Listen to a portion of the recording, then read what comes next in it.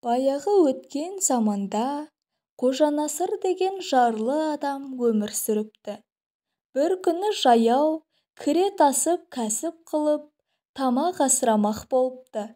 Базарға келіп, жаяу келушілердің жанында тұрса, бір бай мырза келіп, дүкеннен жаңа сатып алынған бір сандық кесе, шынаяқ, тас табақ сияқты ас ішетін ыдыстарды үйіне жеткізіп беруді өтініпті.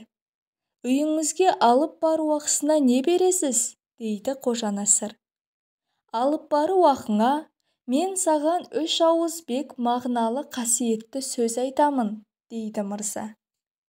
Ақша басқалардан да табылады ғой, мұның бек қасиетті, зор мағыналы сөзін естіп қалайын деген оймен Қожанасыр жарайды дейді.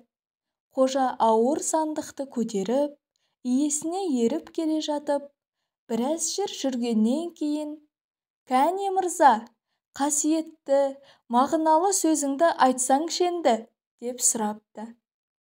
Жалдаушы айтады, «Бірінші сөз мынау, егер де біреу аштық-тоқтықтан жақсы десе, еш уақытта нанбағайсың». Жақсы, бұл бек мағыналы сөз екен, дейді Қожанасыр. Тағы біраз жүрген соң, енді екінші сөз мынау. Атқа мінгеннен жаяу жүру жанға тыныш десе, еш уақытта нанбағайсың, депті мырза. Бұл да зор мағыналы сөз екен, дейді Қожанасыр. Үйдің жанына келіп, қақпаға кірердің алдында тұрып, «Мырза, енді үшінші сөзіңді айтсаң екен», депті Қожанасыр. Үшінші сөзім, егер де жаяу кірешінің сенен ақылсызы бар деуші болса, оған да нанбағайсың, депті.